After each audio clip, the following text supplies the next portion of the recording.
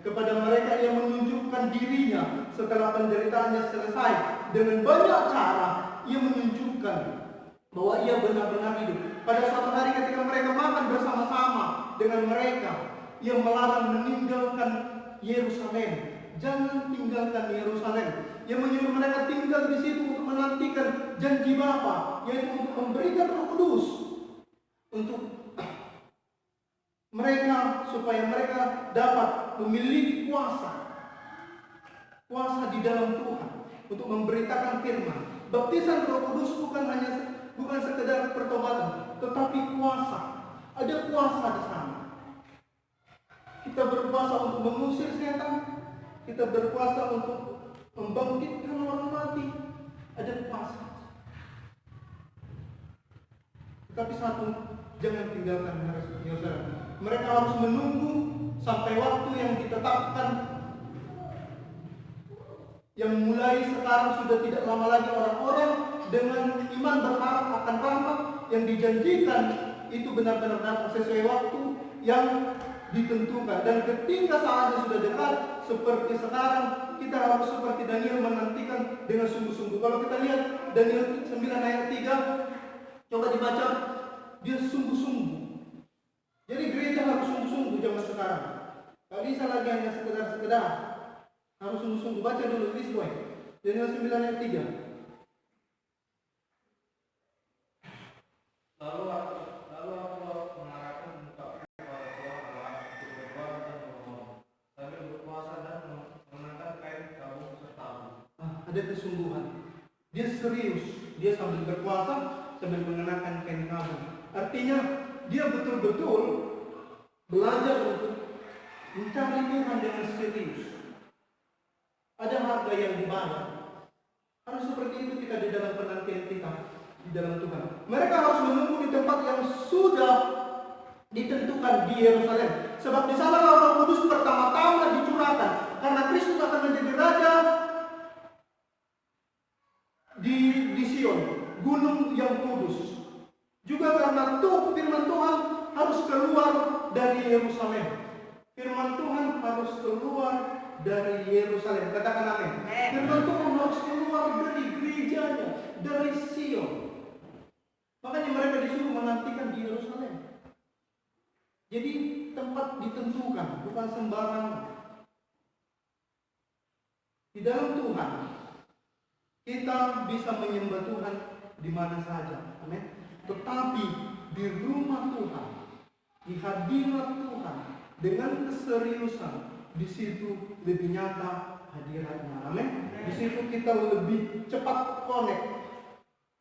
Ibarat kalau kita di sini dengan kita di Jakarta, lebih cepat connect sinyalnya di Jakarta. Betul?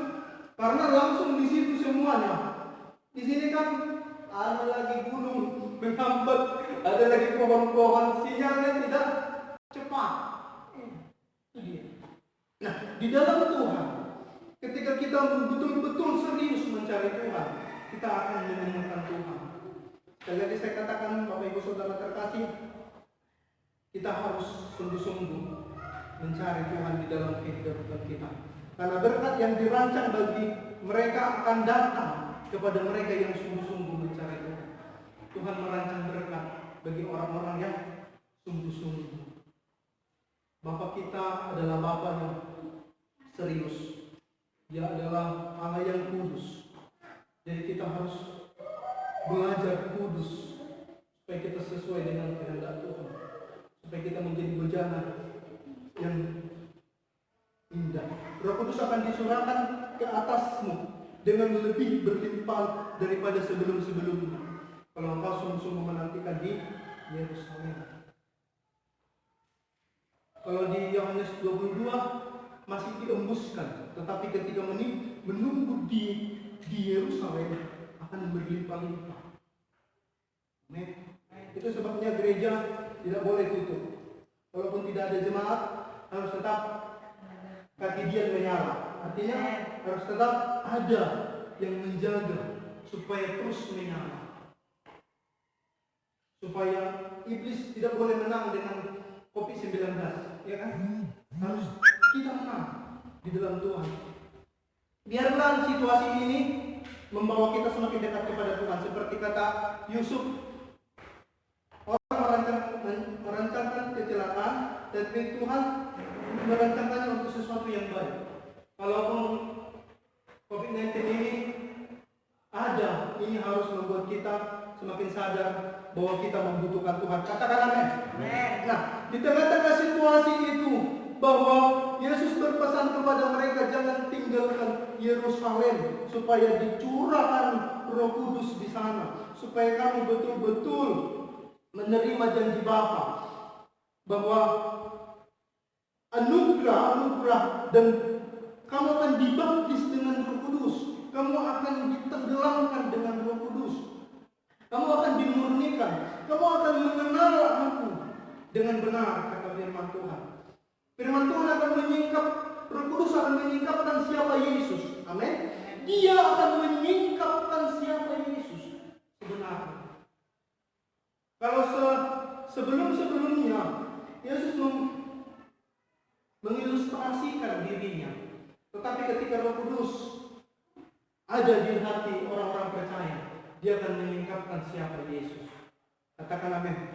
Orang-orang yang memiliki Roh Kudus di dalam hidupnya akan mengerti siapa Yesus, akan mengenal Yesus dengan benar, akan mengenal Yesus dengan baik. Engkau akan dibersihkan dan dimurnikan oleh Roh Kudus, seperti imam-imam dibaptis dibasuh dengan air ketika dibaptiskan untuk menjalankan tugas suci. Mereka sudah memiliki tanda.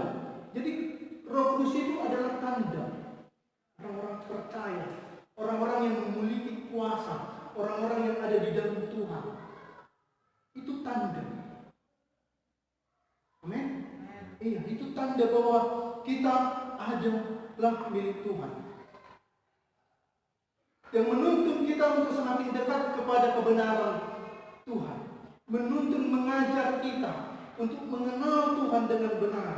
Itu tugas Roh Kudus, menyingkapkan Allah di dalam hidup kita, menyingkapkan Tuhan di dalam hidup kita, supaya kita mengenal Allah dengan benar, supaya kita mengenal Dia secara sempurna, supaya kita bisa lebih kuat dalam pengiringan kita di dalam Tuhan.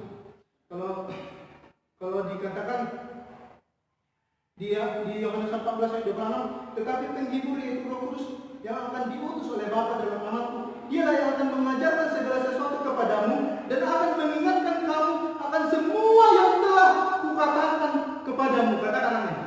Dia akan menyingkapkan semua yang dikatakan Yesus, sehingga mereka mengatakan, oh terima semua. Itu tugas Roh Kudus, dia menyingkapkan kebenaran-kebenaran di dalam Kristus.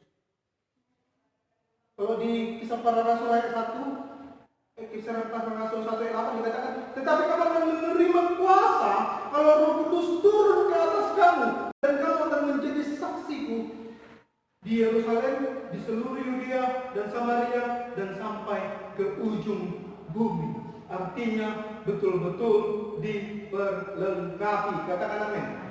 Iya, diperlengkapi, bukan kosong. Kita punya modal di dalam hidup kita. Kita punya Roh Kudus. Jika Kristus membuat kita berguna bagi kehormatannya pada masa dan angkatan kita, biarlah itu cukup bagi kita.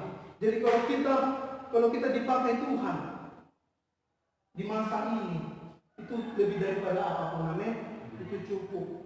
Jadi ketika kita dipilih menjadi murid Yesus, setia, ya kan? Setia bahwa penderitaan sementara ini tidak ada apa-apanya dibanding kemuliaan yang telah Tuhan sediakan. Berikan dulu kemuliaan bagi Tuhan. Ya, kita harus sungguh-sungguh. Kita harus serius. Disinilah akan kelihatan Kristen yang murni dengan Kristen-Kristenan. Ini akan kelihatan. Motivasi kita akan kelihatan. Kisah Para Rasul 1 ayat 8 itu adalah merupakan kunci. Itu merupakan kunci dari pasal ini. Bahwa bahwa mereka tujuan utama baptisan dalam Roh ialah penerimaan kuasa untuk bersaksi bagi Kristus. Itu kuncinya. Mengapa Roh Kudus dicurahkan? Itu supaya kita punya kuasa untuk bersaksi.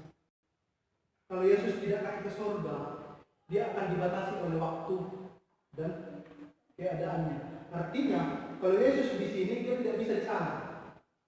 Tetapi ketika Roh Kudus, ketika Yesus naik, dia bisa di segala waktu. Dia tidak dibatasi oleh ruang dan waktu. Itu sebabnya Yesus naik ke surga. Supaya Roh Kudus datang, supaya ada di hati kita masing-masing. Kalau Yesus di Yerusalem dia tidak bisa ke Galilea, karena dia ada di Yerusalem. Tetapi ketika Roh Kudus dia naik ke surga, maka dikatakan adalah lebih baik bagi kamu jika aku pergi, supaya kita betul-betul hidup di dalam perkenanan itu. Sesuatu yang luar biasa. Kalau di Kisah Para Rasul 2, disitulah lidah-lidah api ketika mereka menanti-nantikan Tuhan, datanglah lidah-lidah api. Jadi harus sungguh-sungguh berdoa.